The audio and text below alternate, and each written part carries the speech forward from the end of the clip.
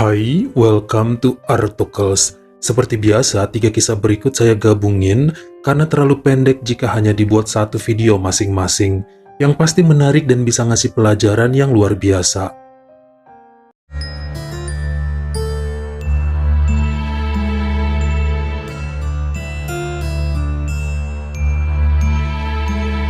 Seorang gadis remaja bernama Julia mengajak 4 orang teman satu geng dengannya untuk merayakan ulang tahun yang ke-15. Mereka adalah Victoria, Gosia, Amelia, dan Carolina. Dirayakan pada Jumat 4 Januari 2019, dan kebetulan saat itu masih dalam suasana libur tahun baru di kota Koszalin, negara Polandia. Jarang-jarang ya nama orang Julia, tapi ulang tahunnya Januari, biasanya di bulan Juli. Kelima gadis tersebut masih mengenyam pendidikan di kelas 9 atau setara 3 SMP, dan awalnya mereka berencana mau masuk klub pesta, namun dilarang karena masalah usia belum mencukupi.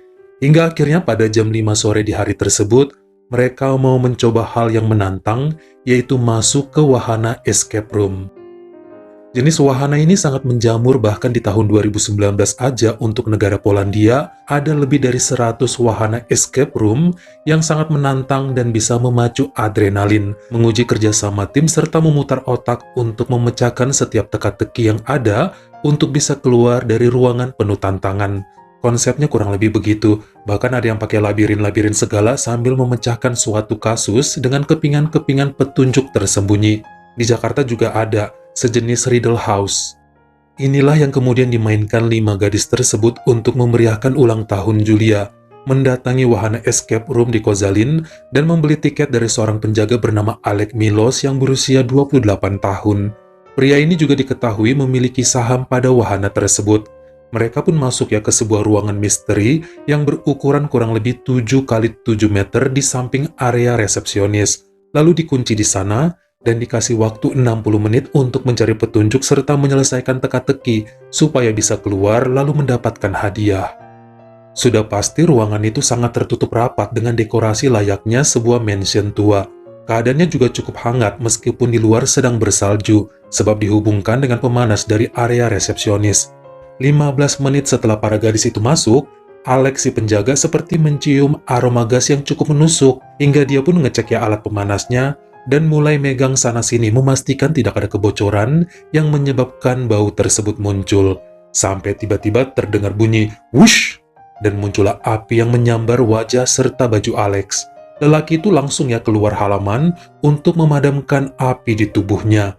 Namun dia kemudian tersadar bahwa api di dalam pun semakin berkobar dan mulai menghanguskan area resepsionis. Dia coba mencari kunci untuk membuka escape room cewek-cewek tadi, tapi karena emang banyak hiasan dinding yang mudah terbakar, jadi kobarannya cepat marak, dan Alex tidak dapat berbuat banyak, bahkan gak bisa ngambil handphonenya.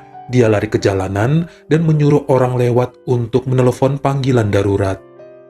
Inilah kesimpulan yang diumumkan pihak kepolisian terjadi pada 5 gadis di dalam. Saat sibuk mencari petunjuk di lemari buku, kotak perhiasan, dan properti lain dalam ruangan itu, mereka kaget dengan asap dan hawa panas yang masuk melalui bawah pintu. Gak bisa kemana-mana sebab terkunci dari luar, atau bisa aja dibuka dari dalam jika berhasil memecahkan teka-teki. Tapi kan belum ada yang terselesaikan petunjuknya. Mereka gedor dari dalam dengan panik karena mulai kehabisan oksigen dan juga nggak bisa bernafas. Dalam beberapa menit ruangan itu udah penuh dengan karbon monoksida dan satu persatu mulai tumbang kehabisan oksigen. Mereka coba ngeluarin handphone untuk nelpon, tapi nggak ada sinyal karena emang ruangannya dikonsep susah jaringan, supaya siapapun yang main di dalam nggak bisa minta bantuan orang untuk memecahkan teka-tekinya. Namun dikatakan si Carolina sempat ya berhasil nelpon ayahnya, tapi cuma sebentar nyambung, sekitar 5 detik. Dia ngomong, tolong, lalu langsung terputus. Dari monitor dan CCTV juga terlihat bahwa semua saling berpelukan sebelum akhirnya bersama-sama menjemput ajal dalam waktu kurang dari 20 menit. Ini menjadi salah satu tragedi paling parah untuk wahana permainan di tahun 2019 negara Polandia. Investigasi yang dilakukan juga menunjukkan tempat tersebut tidak memenuhi protokol keamanan. Ruangan itu seharusnya dilengkapi pintu darurat untuk menghindari hal semacam ini. Jendela juga harusnya nggak usah dipaku dengan papan tebal. Bahkan setelahnya, selama 6 bulan, diberi peringatannya kepada semua wahana sejenis di penjuru Polandia untuk ditutup dulu sebelum melewati uji keselamatan dari pihak berwenang. Sementara Alek Milos ditangkap atas kecerobohannya ngecek alat pemanas, tidak memenuhi standar keamanan, serta tuntutan menjadi pelaku yang bertanggung jawab atas kepergian Victoria, Julia, Gosia, Amelia, dan Carolina. Sayangnya dia cuma dihukum 8 tahun atas peristiwa itu. Padahal pihak keluarga sudah teriak-teriak, harusnya nyawa ganti nyawa. Apalagi belakangan diketahui lelaki itu adalah pemilik tunggal dari wahana escape room tersebut yang sudah tidak lagi beroperasi sejak kejadian ini.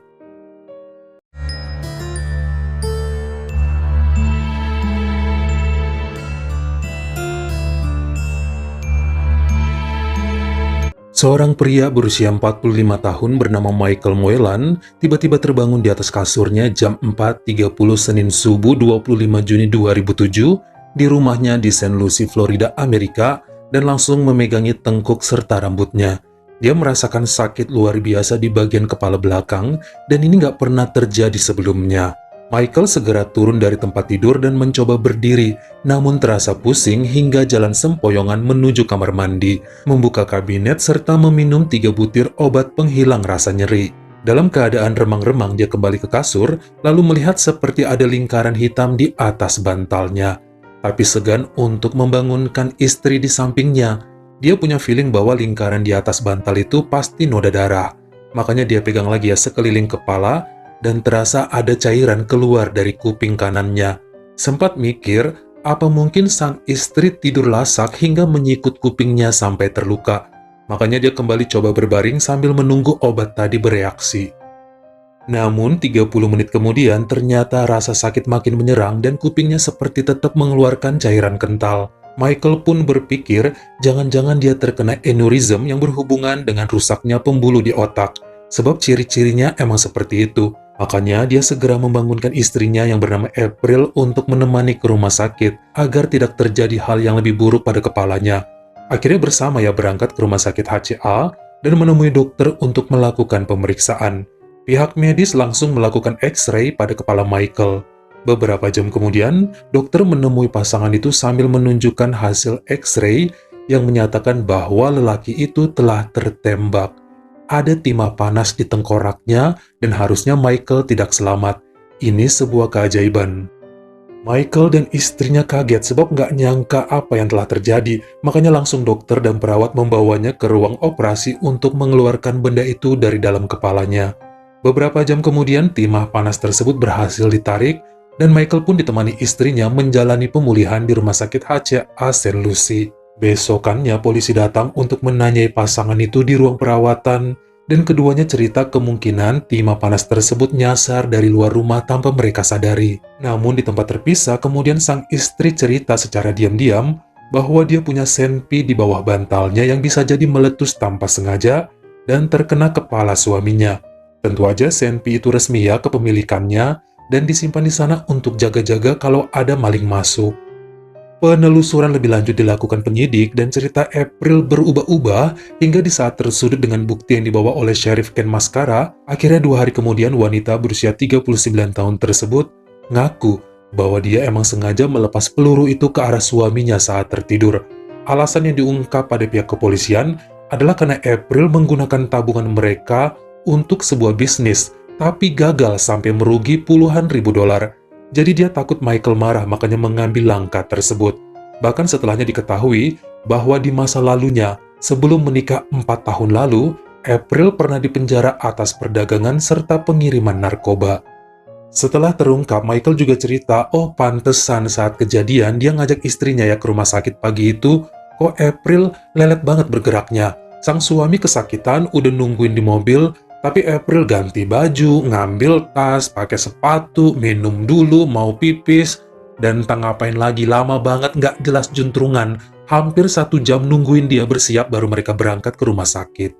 Bahkan saat di perjalanan, April yang nyetir tapi lambat dengan kecepatan 20 km per jam, padahal jalanannya sepi. Menurut polisi kemungkinan wanita itu berharap sang suami menghembuskan nafas terakhir selama perjalanan. Nyatanya tidak. April Moylan dikenakan tuntutan pencobaan menghabisi suaminya. Namun setahun kemudian terbebas atas pembayaran jaminan setelah perceraian mereka.